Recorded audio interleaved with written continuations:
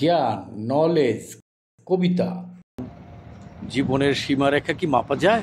শুরু থেকে চলমান, চলিতে চলিতে মাঝে মধ্যে পিছু ধায়। চোখের দৃষ্টি তাকালে দিগন্তে মিলায়, চলতি পথে আগাতে থাকলে সেও আবার দূরে চলে যায়। কারণ পৃথিবী গোল, তাই তো খুঁজে পাওয়া যায় না বিন্দু। এই অঞ্চলের মানুষ খুঁজিতে গেলেই খুঁজিতে হয়, শেষে গিয়ে পাওয়া যায় সিন্ধু। সভ্যতাকে ধরে নিয়ে আটকাতে হয় পিছনের দিকে, স্থানকে বিন্দু ধরে আগাতে গেলে উপার্জন জ্ঞান যা হয়েছে তা কি আবার চলেছে এঁকে বেঁকে? জীবনের তো কত রূপ সে সময় থেকে দৃশ্যায়িত, কৃষক, রাজা আর শিল্পী, এমন আরও কত কি যে। কর্তার তৈরি পৃথিবীতে চলমান মানুষ অর্জিত জ্ঞানে পৃথিবীকে দিতে কত কর্ম, সেগুলা কি একে পারে অন্যকে বুঝিতে? শুধু জ্ঞানীরা পারে, আর বাকিরা যারা কম জ্ঞানী তারা তো শুধু পিছু টানে। জীবনের স্বার্থবাদিতা তো অনেক ছোট জিনিস, সেটাকে নিয়ে তারা করে টানাটানি।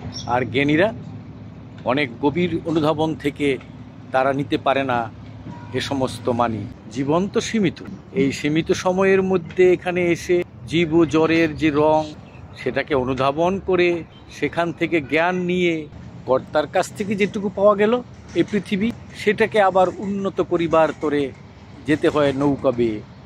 জ্ঞানের সাথে জ্ঞান মিলিয়ে ঘষাঘষি করে আবিষ্কৃত নতুন জ্ঞান, যাহা বিজ্ঞান, এখন যারা পৃথিবীকে দেওয়ার জন্য অতি উৎসাহী, তাদেরকে আবার যারা পিছু টানে তারাই তো অজ্ঞান।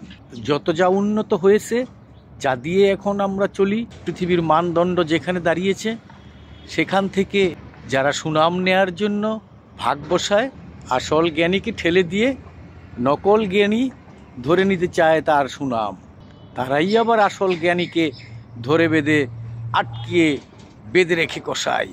চারিদিকে তাকালে দেখা যায় তারাই আছে আবার দিগন্তের মতো ছড়িয়ে ছিটিয়ে। আসল জ্ঞানীকে বেঁধে রেখে অর্থ কষ্ট দিয়ে জ্ঞানের পরিধি ছোট করে দিচ্ছে পৃথিবীতে তারা সব কিছু পেয়ে। জ্ঞানকে জ্ঞানের সাথে ঘষামেজা করে যে জ্ঞান অর্জন, তাহাই তো গবেষণা। পারে না তাহাও, শুধু পারে করিতে সমালোচনা। জ্ঞানকে মাপিতে চাহে পাল্লা বাটখারা দিয়ে, তাহা সহিতে না পেরে আসল জ্ঞানী যায় সরে।